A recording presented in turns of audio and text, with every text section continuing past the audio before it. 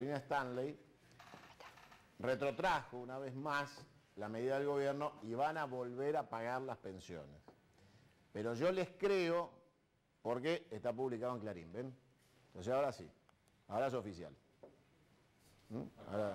Ahora es oficial. Estamos seguros que el gobierno vuelve a pagar. Ahí está. Hablando de Clarín, ¿le puedo hacer un comentario? No, no sea injusto. Estoy con Moró. Sí, pero esto va más allá de todo eso. Usted tiene que largar la política y dedicarse a ver el futuro. Yo creo que esto le va... Primero, porque la gente no lo sabe, pero mientras pasaba lo de la lotería, acertó todos los números. Muchas gracias. Segundo, un tuit que puede cualquier persona fijarse, donde usted decía que Ernestina pasaba mejor vida que antes, 14 horas antes que todo el mundo lo dijera. Y por último, mientras estábamos en maquillaje, me dijo, hoy se me van a ir como 3 invitados. Y tal cual, yo creo que ya está. ¿Qué tiene, la bola de cristal? No sé, las bolas no sé. Ah, está bien. No quiero decirle lo que le va a pasar a usted dentro de un rato. No, por favor, Cuño, no diga nada. Llegamos de vuelta, Leopoldo. Entonces nos metíamos, como te prometí, en política. Hay una tendencia de la sociedad al individualismo, al monotributismo social. Eso de que nadie se preocupe por el otro, si me va bien a mí, lo importante es zafar yo, después veo. No es la historia que nos une a los militantes políticos que veníamos de otras décadas. Yo me acuerdo que había imputaciones hasta de violentos, pero nunca de chorros. O sea, existía, ¿no? Yo, para marcar también cómo fue cambiando el diccionario, ¿no? O sea, aquella frase de somos la vida, somos la paz, que le dio Alfonsín el triunfo sobre un somos la rabia de la JP, que volvía en la provincia de Buenos Aires con Arminio de candidato. Ahora, no había en el diccionario sochorro. Había confrontación ideológica, algunos que levantaban las banderas de la paz, otros eran más violentos, pero nadie le decía al otro chorro. Ahora está de moda el mecanismo político de la agresión individual. Se acabaron los partidos políticos, aparentemente, porque hoy es un show de candidatos sin partido. No creo que ninguno se anime a firmar una plataforma, porque no la va a cumplir. O sea, no creo que nadie firme 10 puntos que pueda sostener el día después. ¿Qué cambió para alguien que como vos tiene una militancia de toda una vida, que construyó un camino político, el que está en desacuerdo, está de acuerdo con Moró, pero nadie te puede negar la trayectoria y la militancia? ¿Qué cambió? Bueno, cambiaron muchas cosas. En primer lugar, cambió que la derecha se metió a hacer política, y en general cuando se mete a hacer política, precisamente la herramienta que tiene es el odio, la criminalización. Ojo que no es la primera vez que ocurre en la historia argentina. Ayer, en ocasión de presentar un libro, precisamente que se llama Los Profetas del Odio, leí el facímil de Diario Crítica del 7 de septiembre, al día siguiente del derrocamiento de Irigoyen, que debe haber sido uno de los presidentes más honestos de la historia argentina, ¿no? Sí, seguro. Tanto es así que vivía en un departamentito de 3 ambientes, y acá en la calle Brasil, siendo presidente. Y título catástrofe del Diario Crítica, que era el Clarín de aquella época, decía: triunfó la revolución, huyen los funcionarios depuestos. Eso te suena, ¿viste? Se repitió después en el 55, en el 76, en el 66. Bueno, la criminalización de la política, que es una herramienta que este gobierno usa mucho, y no solo el gobierno, fundamentalmente los grupos dominantes, acabas de mostrar uno de ellos en pantalla, que efectivamente colocan al adversario, al que reclama, etcétera, en el papel del corrupto o del vago. Recién hablábamos del tema desgraciado de las pensiones. Pues fíjate la saga, ¿no? Hubo tipos en este país que decían que las chicas se embarazaban a propósito para cobrar la asignación universal. Hay tipos que hoy dicen que un trabajador se corta un dedo para ir a un juicio laboral y no laburar más en la vida. Son cosas inconcebibles. En cualquier momento va a salir un tarado que va a decir que hay seres humanos que se cambian los cromosomas para cobrar un subsidio por discapacidad. La derecha siempre utiliza, cuando la discusión es entre la política, nosotros evitamos ese camino, porque sabemos que la criminalización degrada la democracia. Entonces podemos ser de izquierda, de centro, debatimos en otro sentido. Y esto se ha extendido, esta criminalización no es solamente algo que afecta a la política, afecta a los inmigrantes.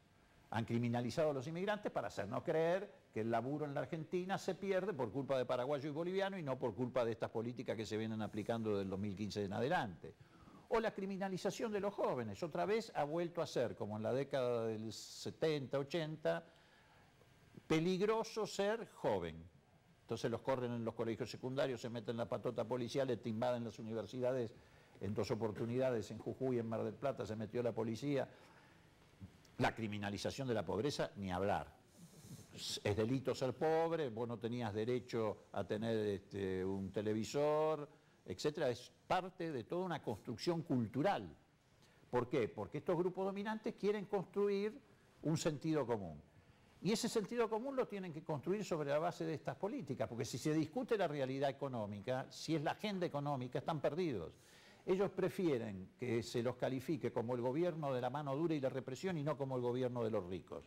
Pero a veces se le escapa la tortuga, como en este caso, digamos, ¿no? En el caso de las pensiones. Manuelita. Sí. Claro, porque la derecha no tiene límites. Siempre lo hemos dicho todos, lo que pasa es que parecía como un eslogan. Pero si nos acordamos que mataron 30.000 personas, te das cuenta que no tienen límites. Y así como mataron 30.000 personas violando derechos humanos, pueden dejar sin pensión a los discapacitados, y no solo a los discapacitados, están dejando sin pensión a las madres de 7 o más hijos, que han quedado de alguna manera invisibilizadas porque el impacto emocional es mucho más fuerte respecto a la situación de los discapacitados. Pero no tienen límites, y en esa falta de límites han transformado este tema de la corrupción en un tema de campaña, pero con la protección que les da que de la corrupción de ellos no se habla. Todo gobierno, lamentablemente, desgraciadamente, tiene un corrupto, 2 corruptos, 5 corruptos. Ellos representan la corrupción sistémica. Ellos representan los tipos que hace años, con la deuda externa, favorecen la fuga de capitales, y eso genera las offshore, porque la diferencia entre el sinvergüenza de López, tirando esos bolsos por encima de la tapia del convento, y que caen en el jardín, con Macri es que Macri hace 30 años tira bolsos por encima de la frontera argentina y en vez de caer en el convento caen en Panamá. Esa es la única diferencia.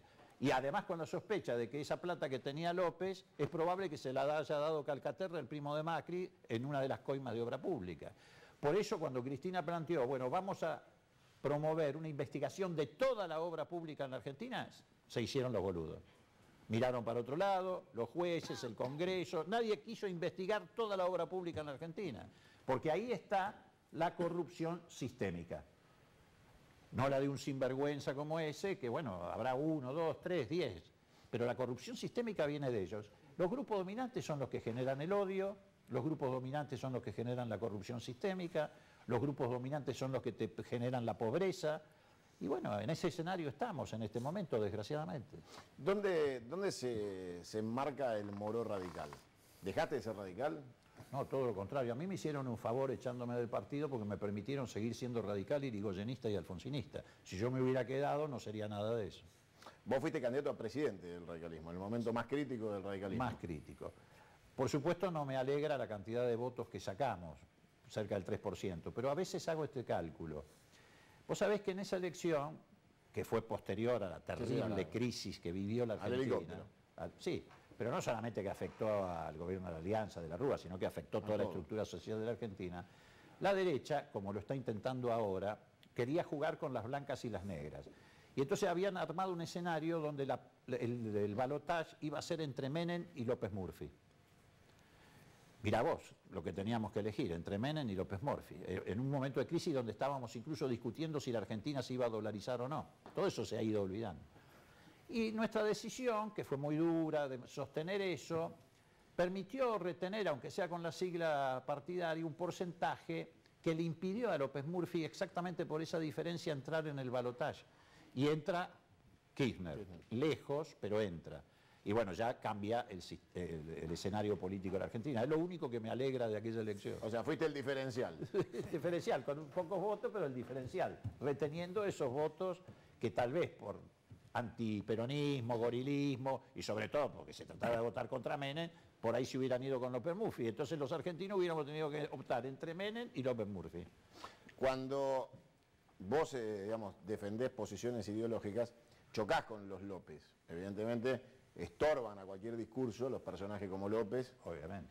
Ahora, ¿cómo le planteás vos al radicalismo que de alguna manera tiene esa concepción republicana de la honestidad heredada? O sea, es casi como de generación en generación, los resultados pueden ser buenos o malos, salir campeones o últimos, pero el radicalismo ha pasado por el tiempo indemne a ese tipo de cosas, salvo alguna cosa muy elemental. Sí, pero, del Conte, por ejemplo, con cosas muy, la aduana. muy raras, digamos.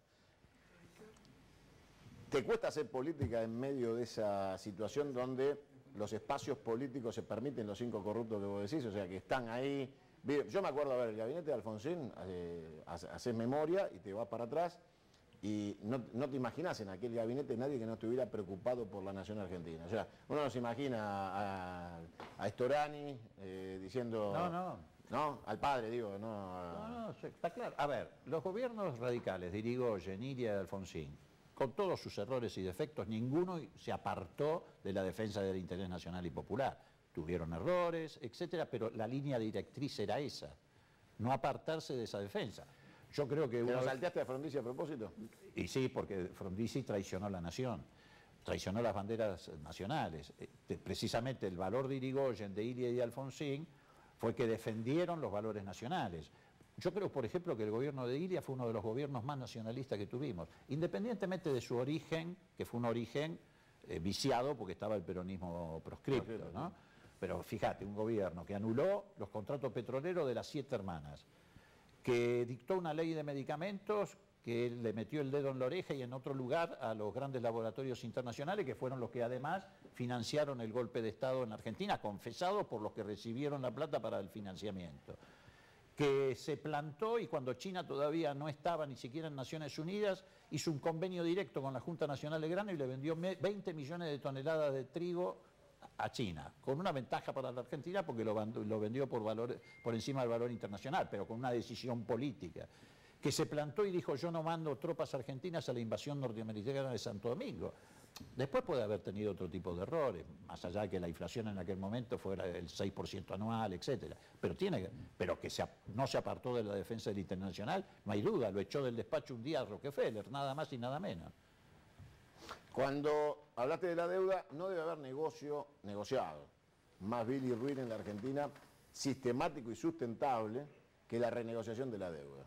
No debe haber acto de corrupción más grande que ir a negociar la deuda, ¿no? Subirse al avión siendo ministro y volver con más renegociaciones de deuda. O sea, llegar allá y decir: che, tenemos un logro maravilloso, volvimos a refinanciar, nos volvieron a prestar, porque todo eso genera comisiones que, no sé si la gente sabe, son millonarias.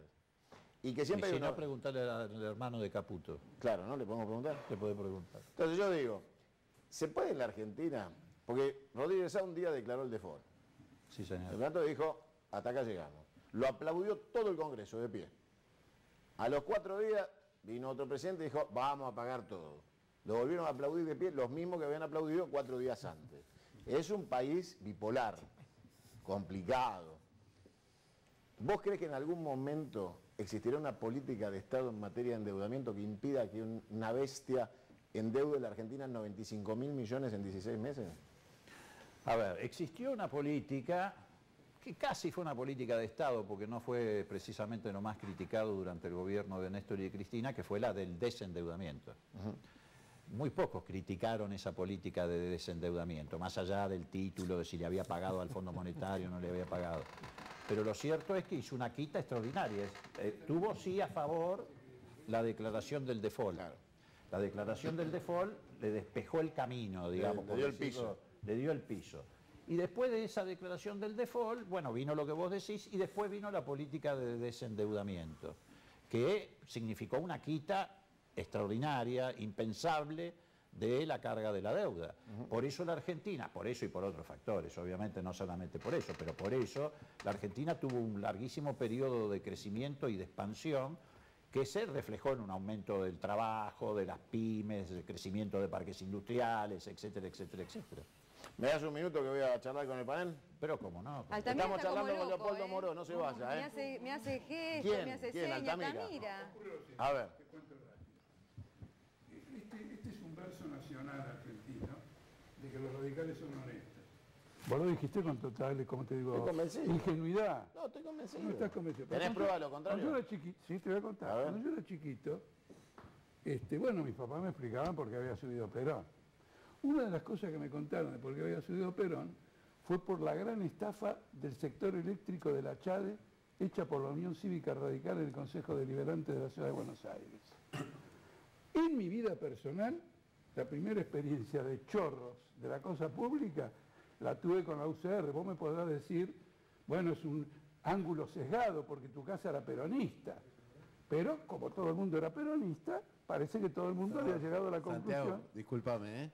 Me parece importante en estos momentos que vive la Argentina hablar de la economía, de lo que está viviendo hoy la gente. Déjame, yo tengo... La deuda es odiosa, está el caso de Alejandro Olmos. Yo tengo para hablar...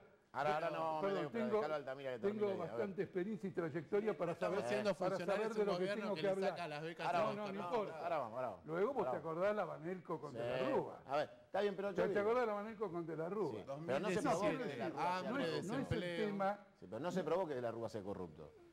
No, bueno, Está acá no se va a Fernando, probar me parece nunca que si alguien quiere es decir corrupto o una no. palabrita saltarina. Esto es general. Yo lo que te quiero decir es lo siguiente. Si nosotros no entendemos que hace 60 años este país está en decadencia, dirigido por la clase social, que se valió de radicales, de militares, de Menem, que se valió de la Alianza, el que trajo a Caballo fue el Chacho Álvarez, pero Alfredo Palacio no gobernó. ¿Pero fue embajador? Fue embajador del golpe libertador. ¿Y no es de izquierda?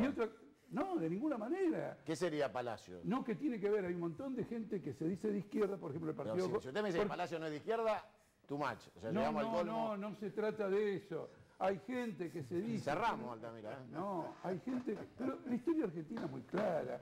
El Partido Comunista integró la Unión Democrática contra el peronismo. Claro, y decía que era de Felicito izquierda. a Videla también. Y decía que era de izquierda. El Partido Comunista de Uruguay le dijo al gobierno norteamericano que invadiera la Argentina para desplazar a Perón. Yo no me hago cargo de corrientes políticas a las que nunca pertenecí.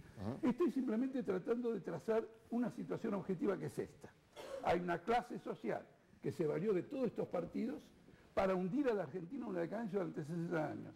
Hay que cambiar a todos esos partidos y hay que cambiar a toda esa clase social. Pero igual no me convenció que los radicales son corruptos.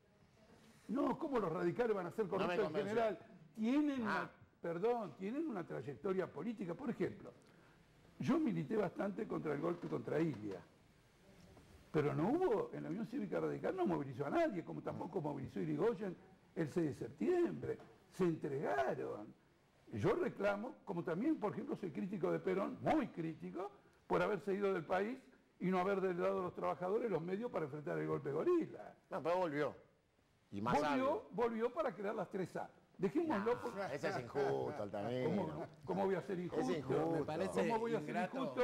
¿Cómo voy a ser injusto si en este momento se está habilitando la investigación de los crímenes de lesa humanidad cometidas por el Estado bajo el gobierno llamado democrático del 75? No se hace cargo tampoco de la violencia del ERP y Montoneros. Fuimos críticos en tiempo real. O sea, su izquierda es otra izquierda. Bueno, por eso estamos donde estamos, creciendo, armando un frente, 20 provincias, espere sindicatos, comisiones Aguánteme internas, que voy a completar cuerpo el bingo. delegado. Mira, esto queda de antología. Con esto completo el bingo. Niégueme al Che Guevara. ¿Por qué le voy a negar al Che Guevara? No, para completar el bingo. Si Palacio no era de izquierda, el ERP y Montonero no se hace cargo, el Che Guevara tampoco, ya está, Te quiero cerramos. pedir una cosita. A ver. Nosotros podemos convertir esta conversión en una chicana o una cosa No es chicana, pero...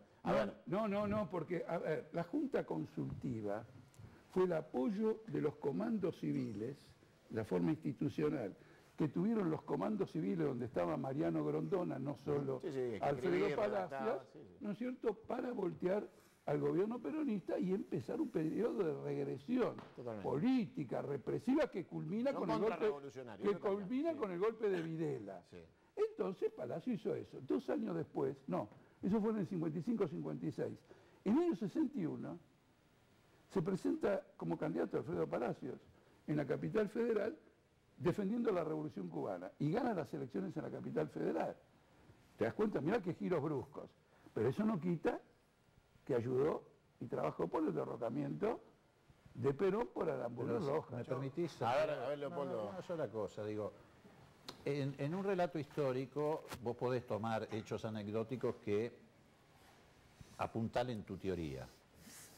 El de la CHADE, por ejemplo. Ahora, Se supone que nadie condena por corrupción al movimiento irigoyenista, porque más allá de las disquisiciones de la izquierda, de la derecha, etcétera, el día que murió Irigoyen se juntaron en una ciudad de Buenos Aires mucho más chiquita que esta, 1 millón de argentinos, que vinieron a saludar al primer presidente popular derrocado en un golpe de Estado.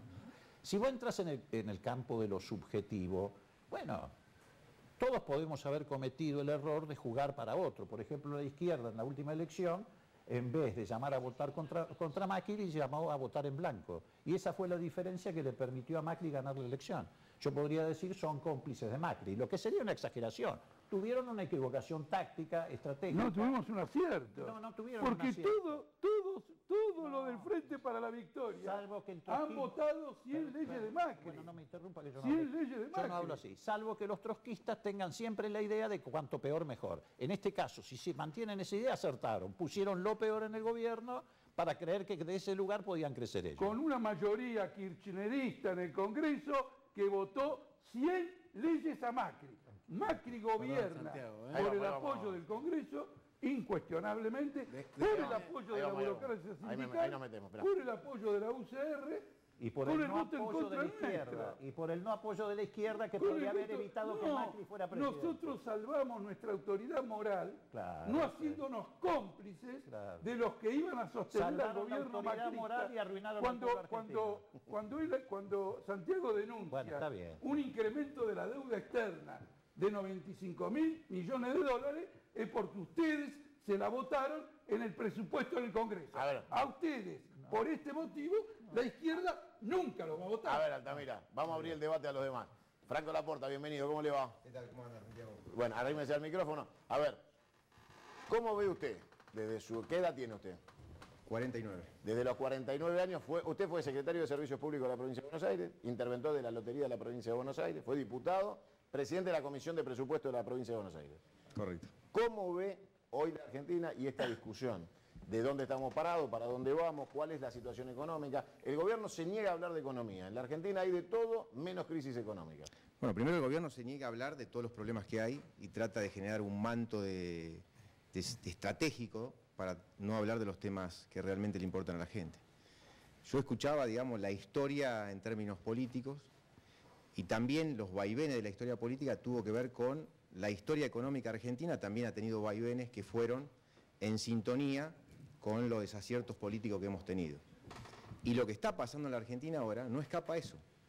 Me parece que el gobierno de Cambiemos es un gobierno que desde un sector de la derecha política llegó al gobierno con una campaña electoral planteando un montón de cosas, sabiendo que no lo iban a hacer, y hoy estamos viviendo la antípoda de lo que plantearon en su campaña electoral. Si uno va a los ejes fundamentales de lo que la gente pensó que era el cambio, y simbolizado en eslogan como por ejemplo pobreza cero, hoy no hay un funcionario nacional que se anime a ir a los medios de comunicación a defender ese planteo político que hicieron en la campaña. Cuando vemos que cada uno de los índices que se van mostrando en la economía argentina, por el INDEC que hoy, según ellos dicen, está normalizado, lamentablemente le está dando números muy negativos. Lo que salió ayer del INDEC en términos de desocupación es un tema preocupante en la Argentina porque ha crecido en los últimos 6 meses en forma significativa. Yo escuché al ministro de Hacienda decir, bueno, pero es un problema estacional. Se da siempre en el primer trimestre del año. Y lo que omite decir es que el año pasado el Gobierno Nacional planteó una estrategia de reactivación económica basada en la obra pública y que se suponía que en el primer trimestre de este año iba a mostrar el auge del empleo a través de la obra pública.